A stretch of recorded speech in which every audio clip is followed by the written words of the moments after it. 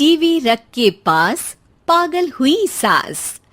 आजकल वर्मा जी की पत्नी देवकी जी केबल पर रियलिटी शोज देख देख कर बहुत कुछ सीख रही हैं। जैसे आज तो वो सुबह सुबह बेसुरे आलाप ले रही हैं। सारे गामा धा। माँ जी, सारे गामा पा धा नी सा होता है। अरे वो तो सब गाते हैं, ये मेरा स्टाइल है। आवाज तो कम कर लीजिए माँ जी, पर्दे फट जाएंगे कान के। ये कहो कि पर्दों में आग लग जाएगी। देखना, मेरी आवाज सुन के जज आग लगा देगी, आग लगा देगी, तू तो आग लगा देगी, ऐसा बोलेंगे।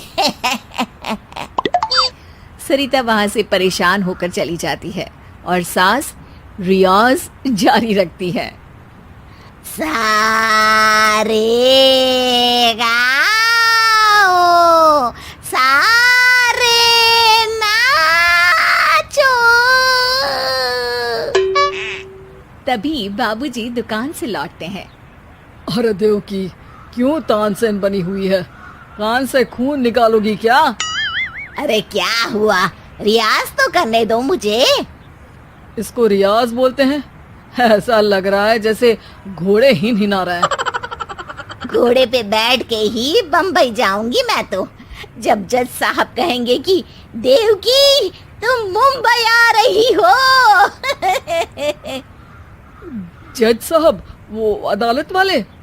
अरे नहीं नहीं, बड़े लोग हैं, आप नहीं जानते हैं। ओ मैं तो छोड़ चली अपना ये देश, बम्बई मुझे प्यारा लगे। गाना गाती हुई देवकी चली जाती है और बाबूजी अपनी सरफिरी पत्नी के इस संगीत प्रेम की चर्चा करने बहू के पास चले जाते हैं। अरे सरिता बेटा, सुनो तो, ये तेरी सास को क्या हुआ है बेटा? सुबह तो अच्छा भला छोड़कर गया था इसे। सिंगर बनेगी अब वो। सिंगिंग रियलिटी शो में जाने की सुबह से तैयारियां चल रही हैं इनकी। हाँ, अब तो कोयल के सुर मेंढक छेड़ेगा। हे भगवान, सद्बुद्धि दो इसे। इधर बाबूजी भगवान को कहते हैं और उधर राधा रानी प्रकट हो जाती है, देवकी की मोहल्ले की सबसे पक्की दोस्त। क्यों री देवकी, काहे इतना गला फाड़ रही है? कोई चीखने चिल्लाने का कंपटीशन है क्या? अरे ये देख, नया सिंगिंग शो, मैं भी गाऊंगी, हिंदुस्तान के दिलों की धड़कन बनूंगी। अरे इतना बेसुरा गा के दिलों की धड़कन नहीं, दिलों का अटैक बन जाएगी। इससे तो अच्छा है कि नाच ही ले। वैसे भी दिन भर मोहल्ले में नाचती तो रहती है तू, कभी इसके घर कभी उसके घर। देवकी को समझ में आ जाता है कि उसका गाना किसी को पसंद नहीं आ रहा। अगले दिन सरिता देखती है कि सास पैरों में घुंघरू बांध के नाच रही है। अरे माँ जी, क्या मंजुलिका बनी हुई है आज आप? अरे नाचने दे बहू, जब तक है जान जाने जहां मैं नाचूंगी। अरे माँ जी, अभी जान निकल जाएगी इतनी जोर से नाचेंगी तो। अरे अरे, क्या कर रही हो? अरे दिख नहीं रहा, डांस कर रही हूँ। अरे जैसी तुम्हारी हरकत है, तुमको तो नागिन डांस करना चाहिए। वो भी करूंगी, भांगड़ा भी करूंगी। देखना, जज मुझे देख के स्टैंडिंग ओवेशन देंगे। हाँ, स्टैंडिंग ओवेशन तो देंगे ही, ताकि खड़े होकर वहां से भाग सके तुम्हारा डांस देखकर। अरे कुछ ढंग की चीज करो, ये रोज क्या नया शुरू कर देती हो? सास को लगता है कि उसका डांस का सीन भी बिगड़ गया। अब वो टीवी देख के कोई और कलाकारी ढूंढने लगती है।